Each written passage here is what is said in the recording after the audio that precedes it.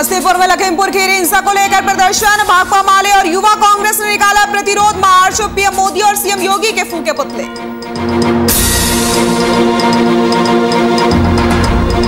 दुमका में ईसीएल ने मुहैया कराई एम्बुलेंस, स्थानीय लोगों ने किया विरोध, कहा ईसीएल की नजर हमारी जमीन पर।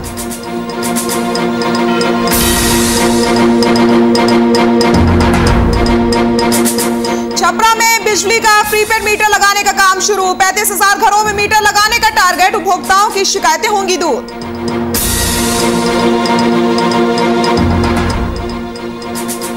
और छपरा में मानवता की मिसाल बने युवा, 85 यूनिट रक्तदान कर बनाया रिकॉर्ड, युवाओं में रक्तदान को लेकर दिखा उत्साह।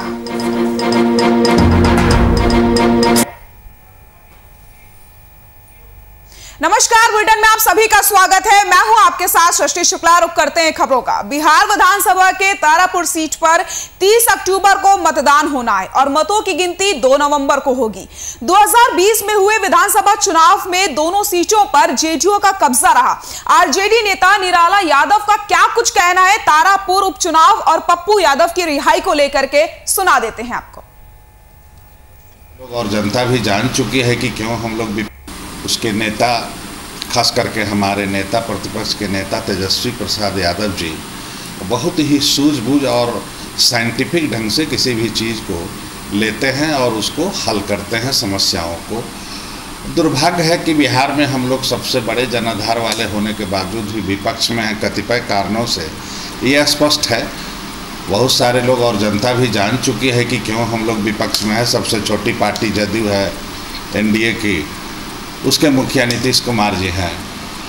रही बात वर्तमान समय के परिप्रेक्ष्य में जो चुनाव होना है उसमें कि महागठबंधन में सब कुछ ठीक ठाक है कि नहीं, मैं समझता हूं कि बड़ी जनाधार वाली पार्टी और बहुत बड़ी पार्टियों में कभी कभी कुछ बातें ऐसे होती है जिसके चलते कुछ सोचने की गुंजाइश बन जाती है। लेकिन मैं समझता हूं कि बिल्कुल ठीक है। हमारे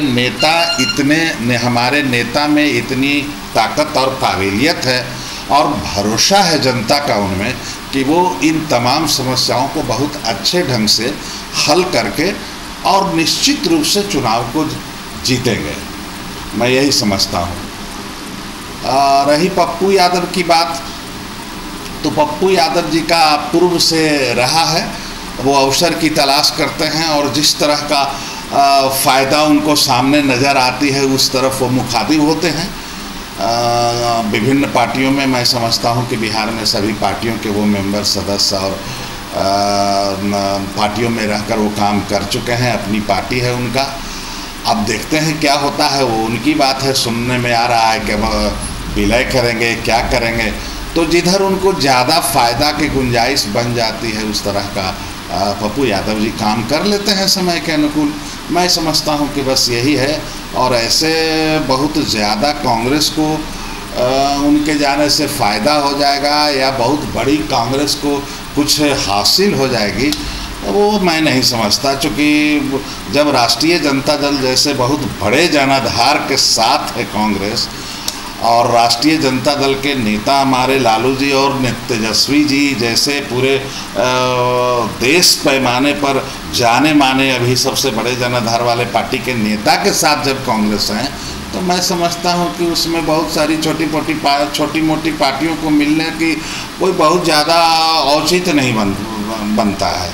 उतना तो हम लोगों का एक प्रखंड और ब्लॉक और कि 10-20 वर्कर अगर मिल जाए, जो बेचारा नाराज है, अगर वो मिल जाए तो वही भरपाई कर देगी। उसके नेता यूपी के लखीमपुर खीरी में हुई किसानों की मौत को लेकर के पूरे देश में किसानों सहित तमाम पार्टियां इन दिनों प्रदर्शन कर रही हैं। इसी कड़ी में समस्तीपुर में भी किसानों की मौत पर युवा कांग्रेस के कार्यकर्ताओं ने प्रतिरोध मार्च निकाला है और प्रधानमंत्री नरेंद्र मोदी और उत्तर प्रदेश के मुख्यमंत्री योगी आदित्यनाथ के खिलाफ जमकर नारेबाजी की गई। वहीं शहर के अलग अलग जगहों पर पीएम मोदी और सीएम योगी के पुतले दहन भी किए गए हैं। लखीमपुर खीरी की हिंसा को लेकर के जमकर विरोध प्रदर्शन हर जगह देखने को मिल रहा है। तस्वीरें आपको हम दिखा रहे हैं, आप तस्वीरों में देख सकते हैं किस तरीके से पुतला दहन करके लोग अपना विरोध दर्ज करवा रहे हैं।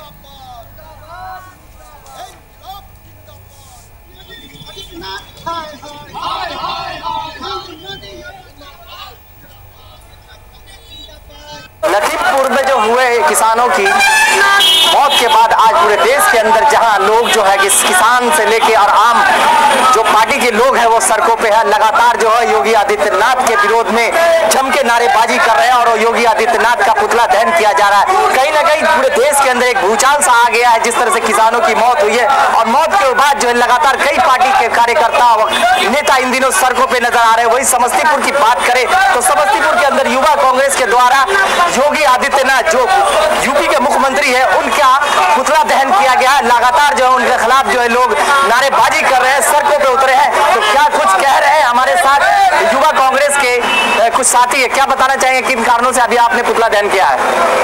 देखिए, आज जो हम लोग यूपी के लखीमपुर खीरी में जिस तरह से किसान जो प्रदर्शन कर रहे थे, भाजपा के केंद्रीय गृह मंत्री के बेटे आशीष कुमार के द्वारा जिस तरह से 4 किसानों के बदन पे गाड़ी चढ़ा के 4 किसानों का जो हत्या हुआ, उसके लिए आज हम लोग ने पूरे देश में युवा कांग्रेस के द्वारा उनकी गिरफ्तारी की मांग करते हैं। किसानों पे जिस तरह से जुल्म हो रहा है, इसके लिए हम लोग आज प्रदर्शन कर रहे हैं। आज हम लोग प्रदर्शन करते हुए यूपी के मुख्यमंत्री योगी आदित्यनाथ जी से हम लोग मांग करते हैं युवा कांग्रेस द्वारा कि अगर आपसे यूपी नहीं संभल रहा है तो अविलंब इस्तीफा दे, क्योंकि देश के अन्नदाता के साथ जिस तरह से जुल्म हो रहा है, डेमोक्रेसी में, लोकतंत्र में धरना प्रदर्शन करना हमारा जमहूरियत में हमारा अधिकार है। आप इस अधिकार को लाठी या गोली के बल पे नहीं दबा सकते हैं। जब तक हुआ क्या नाम है अखलाकुर रहमान सिद्दीकी, समस्तीपुर जिला युवा कांग्रेस अध्यक्ष। जी बिल्कुल, युवाओं की जो कांग्रेस के जो युवा के जिला अध्यक्ष है अखलाकुर रहमान से, उनका साफ तौर पर कहना है कि जो केंद्र जुल्म हुआ है और उसके जुल्म के खिलाफ जो है जो भी लोग इसमें दोषी पाए जाते हैं, जो भी लोग इसमें दोषी है, उन पे यूपी सरकार जल्द से जल्द जो है कार्रवाई करे और उन्हें जेल भेजे। वीआईपी न्यूज के लिए समस्तीपुर से कैसर खान।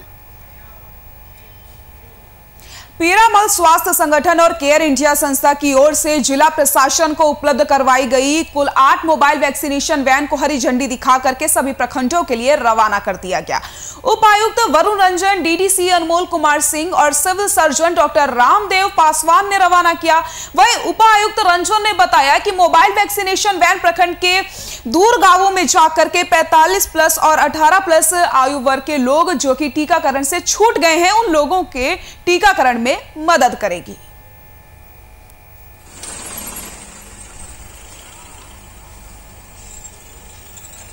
वैक्सीनेशन का वैन हम लोगों ने स्टार्ट किया है पीरामल फाउंडेशन और केयर इंडिया के सहयोग से। टोटल 8 मोबाइल वैक्सीनेशन वैन्स हैं जो अलग अलग प्रखंडों में जाएंगी। 2 प्रखंड महेशपुर और पाकुड़ में 2 मोबाइल वैन दिए जा रहे हैं और बाकी प्रखंडों में 1-1 मोबाइल वैन दिया जा रहा है। अभी जैसा कि आप सभी लोग जानते हैं कि कोविड का टीकाकरण जो है वो सरकार की एक प्राथमिकताओं में से एक है। सारण जिले के युवकों ने मानवता की सेवा में बड़ा मुकाम हासिल किया है। छपरा के सदर अस्पताल के ब्लड बैंक में रिकॉर्ड तोड़ रक्तदान के अनोखे काम को अंजाम दिया गया। छपरा नामक के गैर सरकारी संस्था के बैनर तले युवकों ने 85 यूनिट रक्तदान किया है। इससे पहले आईटीबीपी और अन्य सैन्य बलों ने 70 यूनिट के रक्तदान का रिकॉर्ड बनाया था, जिसे मंगलवार के दिन तोड़ते हुए युवाओं ने देर रात तक 85 यूनिट का नया रिकॉर्ड कायम कर लिया है। वहीं साधारण व्यवस्था के बीच युवाओं का चरम पर देखा गया। युवाओं ने समाज को संदेश देने और जागरूकता फैलाने का काम किया है। सदर अस्पताल के उप अधीक्षक डॉक्टर राम इकबाल प्रसाद ने युवाओं की सराहना करते हुए कहा कि बिना किसी तामझाम के इतने बड़े रक्तदान शिविर का आयोजन करने के लिए छपरा के सदस्य बधाई के पात्र हैं। मानवता की मिसाल बने हैं युवा। एक नया रिकॉर्ड यहां पर कायम किया गया है। 85 यूनिट रक्तदान करके एक नया रिकॉर्ड बना लिया गया है।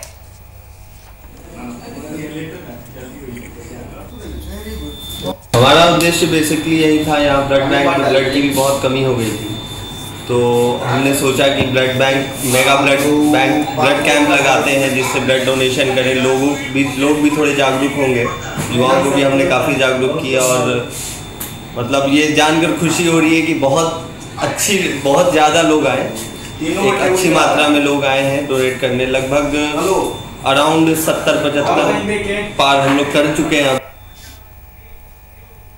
ईसीएल की ओर से प्रखंड मुख्यालय शिकारीपाड़ा में एक कार्यक्रम आयोजित करके सीएसआर योजना के तहत शिकारीपाड़ा और काठीकुंड प्रखंड के लिए एक एम्बुलेंस मुहैया करवाई गई। वहीं मौके पर मौजूद दुमका के उपायुक्त रविशंकर शुक्ला ने कहा कि ईसीएल जनता के प्रति अपने दायित्वों का निर्वहन कर रही है। उन्होंने कहा कि जनता को एम्बुलेंस मिलने से काफी सहूलियत होगी। हालांकि जैसे ही उपायुक्त ने दोनों एम्बुलेंस को हरी झंडी दिखाई, वैसे ही लोगों ने इसका विरोध करना शुरू कर दिया। ग्रामीणों का कहना था कि ईसीएल की नजर हमारी जमीन पर है, वो ऐसा नहीं होने देंगे।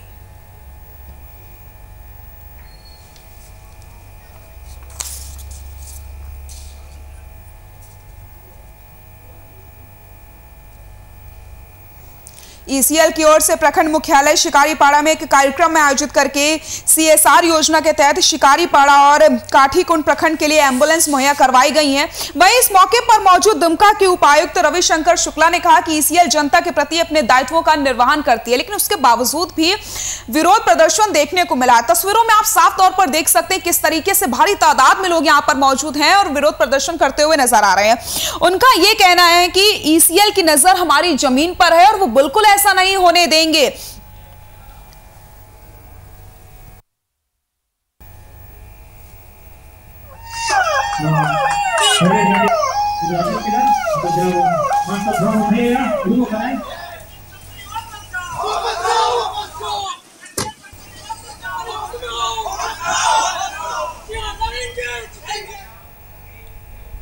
प्रशासन के ढीले रवैये के चलते मुजफ्फरपुर में अवैध नर्सिंग होम का बोलबाला है। तभी तो ज्यादातर जिले के सभी प्रखंडों में रोजाना अवैध नर्सिंग होम में किसी न किसी की मौत हो जाती है और प्रशासन मूक दर्शक बनकर बैठा रहता है।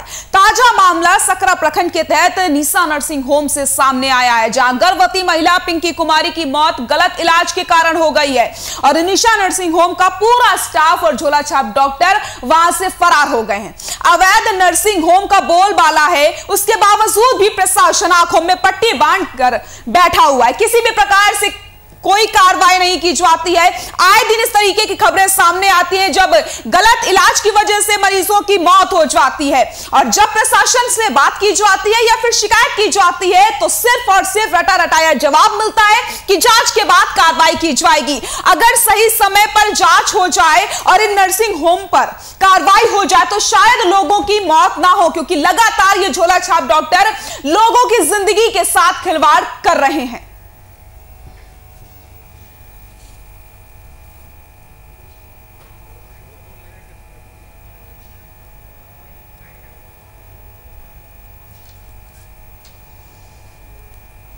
ब्लड आ रहा था ना, तो उस समय हम यहाँ से खाना लेके गए थे। अच्छा। मम्मी बोले किसे खाना लेके आओ। हाँ। ना हम खाना लेके गए तो वहाँ देखे हालत बहुत गंभीर था। पदाधिकारी का मतलब हम थाना में गए हैं तो वो लोग बोले कि 20,000 BDO साहब से मिलेंगे और फिलहाल तत्काल 1,500 रुपया प्रतिनिधि से मिलेंगे। क्या सुने यहाँ एम्बुलेंस में लगा हुआ था। अच्छा। उसके बाद हम जाकर हम देखे बेटी को, हम लगे चिल्लाने। हाँ। चिल्लाते चिल्लाते वहाँ से एम्बुलेंस खोल दिया। ठीक। और खोल करके बस उतने देर में हम लोग वहाँ से यकीन से लोग याद दिए। अच्छा। जाइए घरे घरे जाइए। अगली खबर सारण से है, जहां मुखिया पद के एक उम्मीदवार ने अपने चुनाव प्रचार के लिए एक बारबाला का इंतजाम किया और उसे अपनी प्रचार गाड़ी की छत पर चढ़ाकर अश्लील डांस करवाया। ये तस्वीरें सारण जिले के गड़खा प्रखंड के मोतीराजपुर पंचायत की बताई जा रही हैं। वायरल वीडियो के आधार पर गड़खा अंचल अधिकारी ने आदर्श आचार संहिता उल्लंघन के तहत मामला दर्ज कर लिया है। उसके लगातार इस तरीके की तस्वीरें सामने आ रही हैं जहां पर लोगों को लुभाने के लिए इस तरीके की हरकतें की जाती हैं। इन तस्वीरों को आप देखिए, प्रचार गाड़ी के ऊपर एक बारबाला डांस करते हुए नजर आ रही है। आचार संहिता का उल्लंघन किया जा रहा है, लगातार कार्रवाई होती है, उसके बावजूद भी इस तरीके की हरकतें सामने आती हैं। फिलहाल प्रशासन ने मामला दर्ज कर लिया है। अब देखने वाली बात यही होगी कि इसके बाद क्या लोगों में डर आएगा या फिर इस तरीके की तस्वीरें फिर से सामने आएंगी।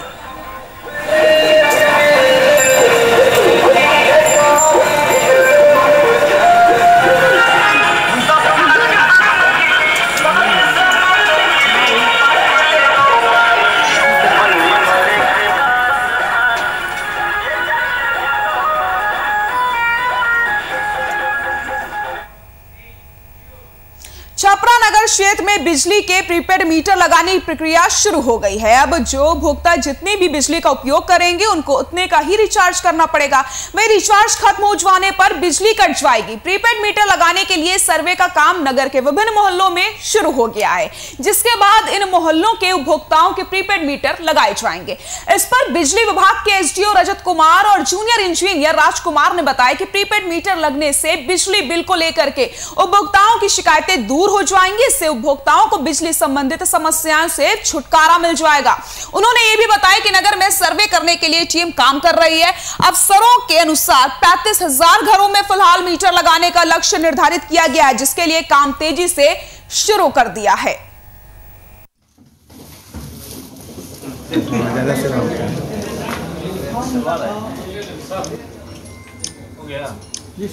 शहर में जो 40,000 उपभोक्ता है उन सब से आग्रह करना चाहता हूँ कि ये उनके लिए फायदेमंद है। वे स्वयं उसमें रिचार्ज करेंगे और उनको डेली का कंजम्पशन पता चलेगा। तो अननेसेसरी जो विद्युत विभाग से लोक शिकायत अधिकार अधिनियम के अंतर्गत भी परिवार डालते हैं कि अधिक बिल आ गया या बिल में त्रुटि है या मेरा रीडिंग नहीं हुआ है, ये त्रुटि से भी बचेंगे। का बैलेंस लो हो जाता है। तो पहले था कि रेंडमली कट जाता था, अभी क्या है कि 5 डेज का नोटिस रहता है। 5 दिन पहले इसमें बताया जाता है, मोबाइल पे मैसेज आएगा या फिर मीटर भी आपको इंडिकेट करता है कि बैलेंस लो हो रहा है।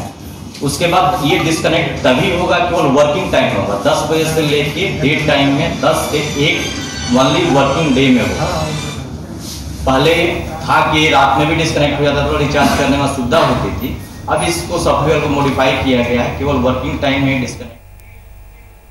बगहा थाना क्षेत्र में मंगलवार की शाम 7:30 बजे के करीब बाइक सवार अपराधियों ने किराना दुकानदार अंकित अग्रवाल को गोली मार दी। अपराधियों ने कई राउंड फायरिंग करी, वहीं एक गोली दुकानदार के हाथ में भी लग गई। इतना ही नहीं, अपराधियों ने व्यवसायी के साथ लूटपाट भी की है, जिसके बाद अपराधी गोली मारकर भाग निकले। वहीं घटना के बाद तुरंत परिजनों ने युवक को अस्पताल में भर्ती करवाया। इधर घटना की सूचना मिलते ही बगहा थाने की पुलिस अनुमंडल अस्पताल पहुंच गई। बताते चले आपको कि अंकित अग्रवाल शहर के पाकिस्तानी फार्म के किराना दुकान के बड़े व्यवसायी हैं।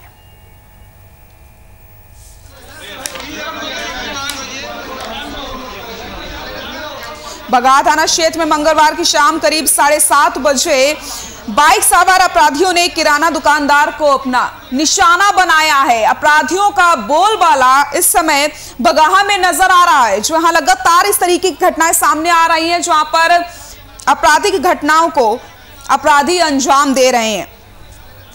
आपको बताते चले, कुछ बाइक सवार अपराधियों ने दुकानदार के हाथ में गोली मारी। इतना ही नहीं, अपराधियों ने व्यवसायी के साथ लूटपाट भी की है, जिसके बाद अपराधी गोली मारकर वहां से फरार हो जाते हैं। घटना के बाद तुरंत परिजनों ने युवक को अस्पताल में भर्ती करवाया और उसके बाद तुरंत ही पुलिस मौके पर पहुंच गई। फिलहाल जांच पड़ताल की जा रही है और पता लगाने की कोशिश की जा रही है कि आखिरकार ये अपराधी कौन थे। अरे घर में पहुंचा, 4 लोग थे, गाड़ी मोटरसाइकिल से क्या चीज़ से पता नहीं चला। हम लोग को घर में हम लोग अंदर से जैसे गाड़ी लगाया पार्किंग पे, कुछ 4 लोग गोली शीशा फोड़ा है, गोली मारा। कैसे गोली शीशा फोड़ के जो भी लैपटॉप था, जो भी था गाड़ी में सब लेके चला गया, सब गोली मार। दुमका के राशिदपुर में पड़ोसी के घर में बन रहे शौचालय टैंक में गिरने से 4 साल के राजा शाह की पानी में डूबकर मौत हो गई।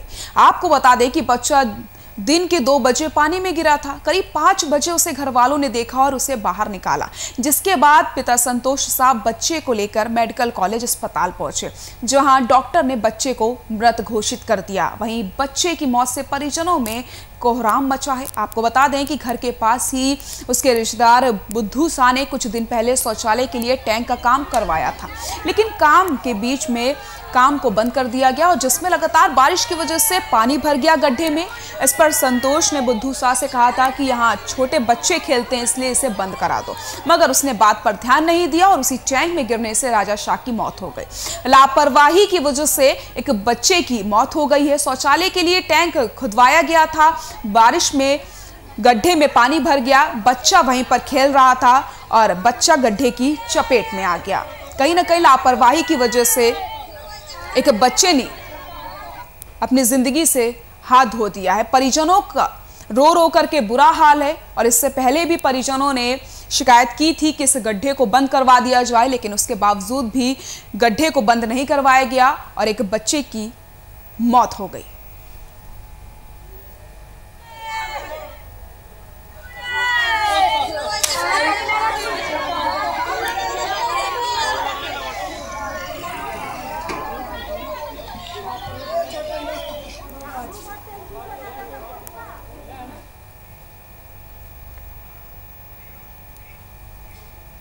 मुशहरी थाना क्षेत्र के सगहरी गांव में रेलवे फाटक नंबर 95 के पास रेलवे ट्रैक पर 30 साल के युवक का शव मिलने से हड़कंप मच गया। शव को देख करके लगता है कि युवक की हत्या करके फेंका गया है। फिलहाल मृत युवक की पहचान अभी तक हो नहीं पाई है। इधर घटना की सूचना मिलते ही जीआरपी और मुशहरी पुलिस मौके पर पहुंचकर शव को कब्जे में लेकर पोस्टमार्टम के लिए भिजवा दिया गया है और पुलिस मामले की जांच पड़ताल में जुट गई है। रेलवे ट्रैक पर एक युवक का शव मिला है। शव मिलने से हड़कंप मच गया। फिलहाल इस शव की पहचान नहीं हो पाई है। लगातार पुलिस जांच पड़ताल में जुटी हुई है।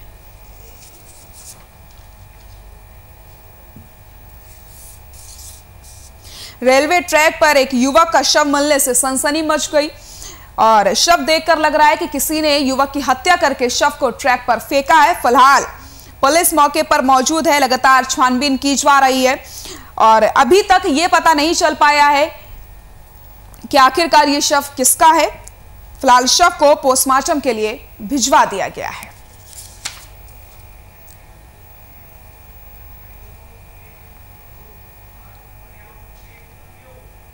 बुधवार की सुबह बिहार शरीफ रेलवे स्टेशन पर राजगीर दानापुर पैसेंजर ट्रेन से कटकर चाचा भतीजी दोनों की दर्दनाक मौत हो गई। घटना को लेकर के बताया जा रहा है कि बासिक नाथ अपनी 7 साल की भतीजी रुचि के साथ राजगीर दानापुर पैसेंजर ट्रेन से पटना जाने के लिए रेलवे ट्रैक क्रॉस कर रहे थे। उसी दौरान विपरीत दिशा से ट्रेन आई और दोनों को अपनी चपेट में ले लिया, जिससे भतीजी की मौत मौके पर ही हो गई, जबकि गंभीर रूप से घायल चाचा के इलाज के दौरान मौत हो गई। वहीं घटना की सूचना पर रेलवे पुलिस ने शव को कब्जे में लेते हुए पोस्टमार्टम के लिए सदर अस्पताल भेज दिया है। ये दोनों बिहार शरीफ के खंदक पर मोहल्ले के निवासी बताए जा रहे हैं, जो कि अपने रिश्तेदार के यहां श्राद्ध कर्म के लिए जा रहे थे। ट्रेन की चपेट में आने से चाचा भतीजी की दर्दनाक मौत हो गई है। ट्रैक क्रॉस करते समय ये हादसा हुआ है।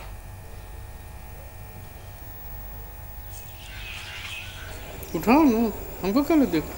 अपन दादी के आते हैं भोज भात में सासुराल में, तो ट्रेन पकड़े के आते में तो चचा सास के नाम था, उसका हाथ कट गया और इलाज के लिए पावा पड़ गया और बच्चे सूची कमाए थे जो डेथ कर गए। 7 वर्ष है। मुंगेर के गांव में घर में सोते हुए युवक की तलवार से गला काटकर हत्या कर दी गई। शव के पास से तलवार बरामद की गई। हत्या के कारणों का अभी तक पता नहीं चल पाया है। वहीं परिजनों का रो रो करके बुरा हाल हो गया है। पुलिस घटनास्थल पर पहुंचकर शव को अपने कब्जे में लेकर के शव का पोस्टमार्टम करने के लिए मुंगेर सदर अस्पताल भेज दिया है और मामले की छानबीन में जुट गई है।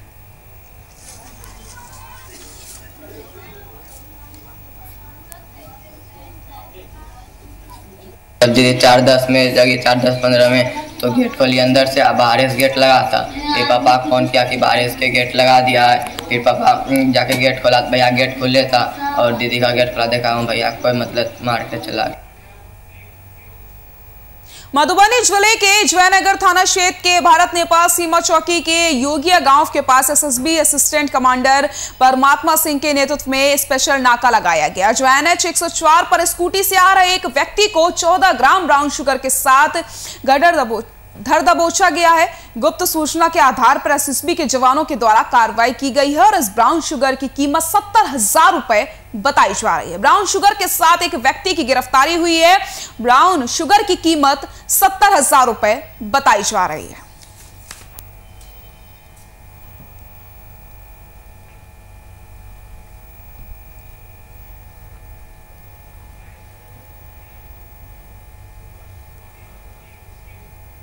बुलेटिन में फिलहाल के लिए इतना ही। नमस्कार।